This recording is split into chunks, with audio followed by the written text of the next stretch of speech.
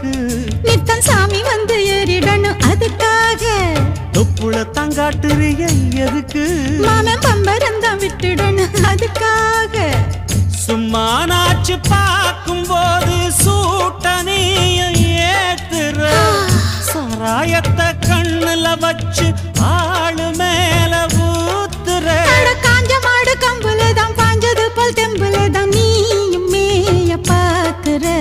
மூட்டை தூக்கும் மாமாய் அழகு மான தூக்கலாமா